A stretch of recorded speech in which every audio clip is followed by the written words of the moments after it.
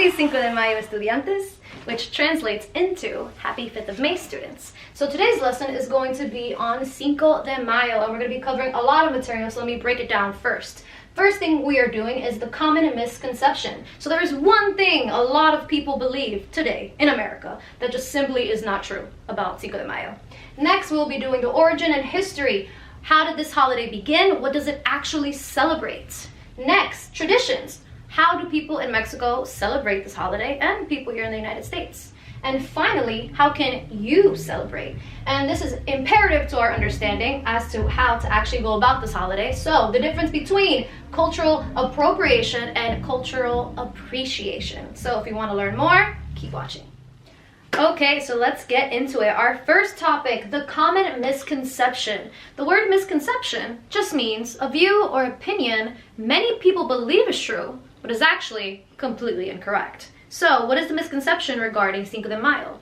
A lot of people believe that Cinco de Mayo celebrates Mexican independence. However, that is false.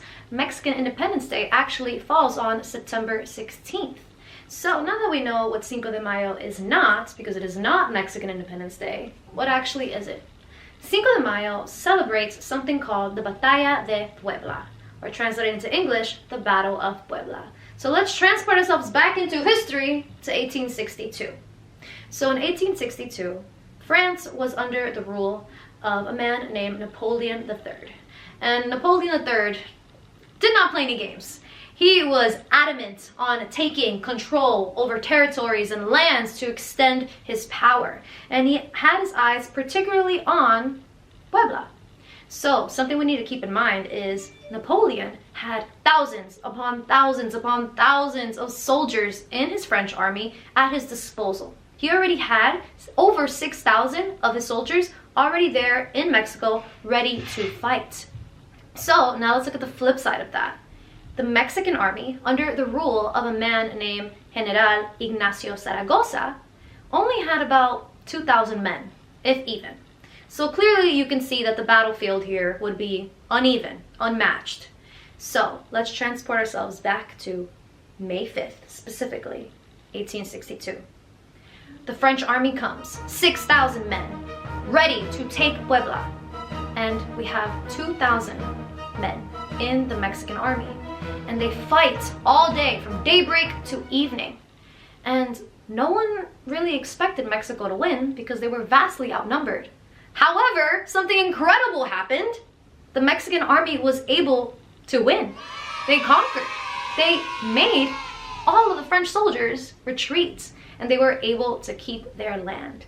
So this was why we actually celebrate Cinco de Mayo. We are celebrating the unlikely victory of the Mexican army against the French army. So now that we know what Cinco de Mayo actually is, let's talk about the traditions. How do Mexicans celebrate? So I actually asked my mom this because I wanted, primary source. And she told me, when I was a girl, we'd learn about it in school and we'd celebrate a bit, but it wasn't really that big of a deal. So my mom is from a city called Guadalajara.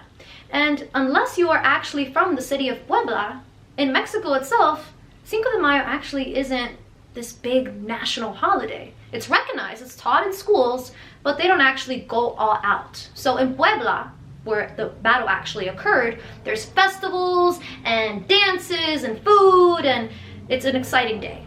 But the rest of Mexico, not so much. So now, let's talk about how the United States celebrates it and why. So the United States goes all out for Cinco de Mayo. You see ads on it on TV, you see posters up in restaurants, and people, want to go and experience Mexican culture on this day. Now, how did that begin? So this takes us back to the 1940s when the Chicano movement first began. Now, the word Chicano simply means someone who is Mexican American. So for example, I am Chicana. So the Chicano movement basically was a civil rights movement in order for Mexican Americans to get more freedom. So they advocated for things such as education reform or better working conditions for farm workers. So during this movement, a lot of Mexicans were living in the southern part of California, and they began celebrating Cinco de Mayo in order to kind of own their heritage in the midst of a country that was actively trying to put them down. So they embraced this holiday and they started celebrating it, and it became more and more prominent as the years went on.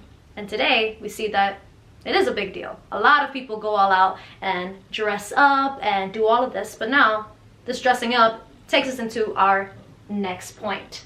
How should you celebrate Cinco de Mayo?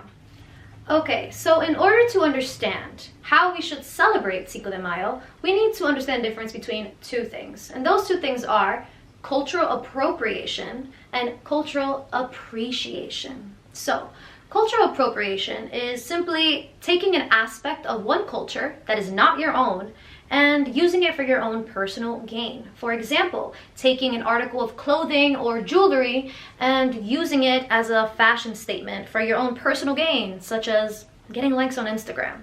So, a perfect example of this that I see, and I imagine you guys have seen it too, on Cinco de Mayo, is when people wear something called sombreros. So, I got this in Mexico. It's a tiny one, but a lot of people who are not Mexican think that it's okay to wear this on Cinco de Mayo and kind of make a joke out of it. It's like pretend to be Mexican. And this is not okay because they don't even understand what the cultural significance of this hat represents. So this word is sombrero, which comes from the word sombra.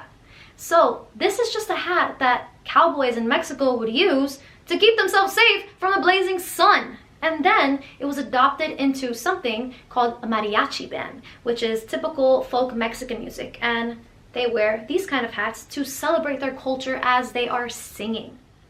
So something we need to avoid on Cinco de Mayo is dressing up as a Mexican or making fun of Mexican culture just because you think it's okay.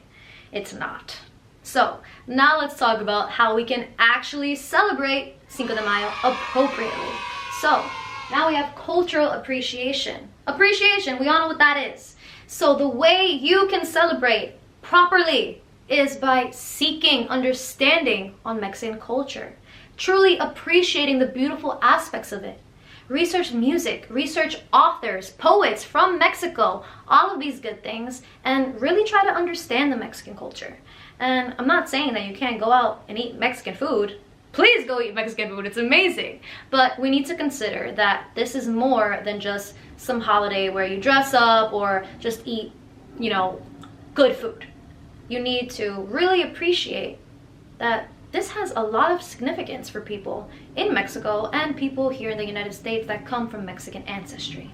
So with that being said, I hope you find great ways of celebrating Cinco de Mayo today.